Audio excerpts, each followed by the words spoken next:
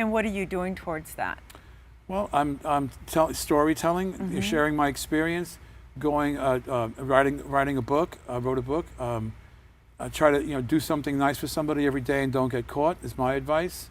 That will open your heart like nothing else. The very foundation of most serious spiritual practices is to help somebody and devote some energy to somebody that cannot reciprocate. And that is at the core of any serious spiritual principle. And the reason, in the Course in Miracles, it says we are generous out of self-interest. Because when you do practice that, your heart opens. And when your heart opens, something amazing happens. You get smarter. Yeah, it's true. You get smarter. And much more pleasant to be around. Yes, and you like yourself more. And the more you like yourself, the more connections you make. And here's the thing about liking yourself. You know what I like myself the most? When I'm not thinking about myself. Yes. That's when I like myself the most. When I'm concerned about you or concerned about somebody else, and not in the codependent way, like if I'm thinking about my daughter or my son and I'm not thinking about myself, I just, I'm a better person at that moment. And it's just a paradox, right? Your self-development becomes greater. You have a greater wisdom, inner wisdom, when you're tapping into that place where somebody else is more important. You hear this from firefighters or first responders sometimes that risk their life, and you ask some of these guys, and they say, well, why did you were hanging on that branch on that cliff to get that guy, you could have died, why did you do it? And the response is, I felt that if I didn't do it, I would die. That's how connected we are. That is how connected we are. And I want greater access to that place. Yes, and I think you're getting there, and I think you're sharing it with so many people, because when I went to the Optimum Health Institute, that's a place where you do, detox and cleansing, and you drove me there. Everyone was like, oh my God, there's Frank, because they just watched your documentary at this place. And you were just like Mick Jagger or something to them. It was crazy. I had no idea, people were that still feeling that strongly about you, because the film came out like 10 years ago, did it not? Yeah, I mean, that's been another journey. People reacting to me like that. I mean, I was a carpenter in my other life, and next thing I know, baptism by fire, I'm in front of audiences.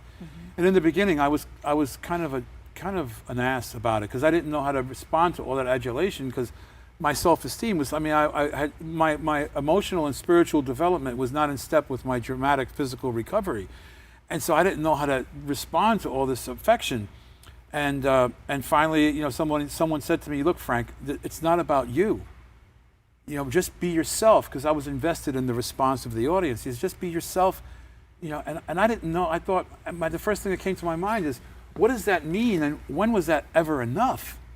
And so, so that's been a journey. And what I had to come to the realization is that there's that story, Palm Sunday, like I know I'm making a lot of biblical references, but I'm not religious, but they're good. They make a lot of sense. So Jesus is coming to Jerusalem on Palm Sunday, right? And they're celebrating him, and they're throwing palms, and there's a big cheer, and he's riding on the donkey. And I came to the realization that I'm the donkey, that I'm carrying a message. But the donkey sometimes think that they're throwing the palms at him, but they're not. I get confused because I'm a man and I have an ego. But I've been privileged with carrying this message. So let me ask you this. You have been arrested.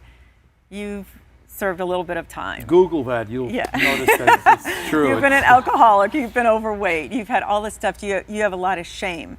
Shame is a big thing that holds people back. Right. They say, I could never possibly do that, or I can't ever apply for a job like that because I have shame, or this is all over the internet. Right. So what would you say to somebody who's suffering from that and can't move forward in their life? It's very painful. But there are two aspects of that. The difference between shame and guilt is that guilt is you feel remorse for something that you did. Shame is you feel that you're inherently bad, that there's something about you that renders you completely and utterly unlovable, and it's an unbearable feeling. And the root to ascending from shame is living in dignity.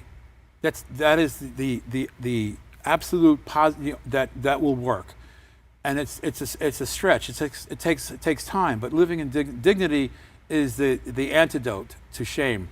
The other thing is that that what I learned in my life, that when I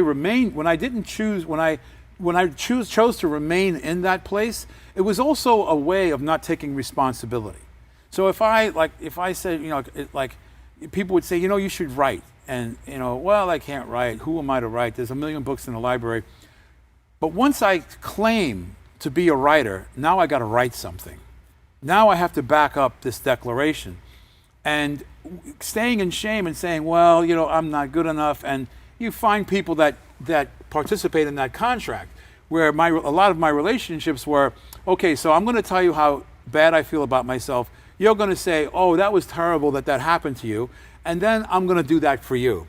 And then we stay in that place. So we get a rut, and rather than getting out of the rut, we decorate it, we get cable, get lawn furniture, order in pizza, instead of trying to escalate from that place. So my experience, that was my experience. That was kind of painful to look at that aspect that of how I wasn't taking responsibility and the price that I was paying for that. Okay. Well, thank you so much for being on this show. Well, thank you for having me. I really appreciate it. Thank you, Frank Ferrante. Thank you. Thank you. Thank you.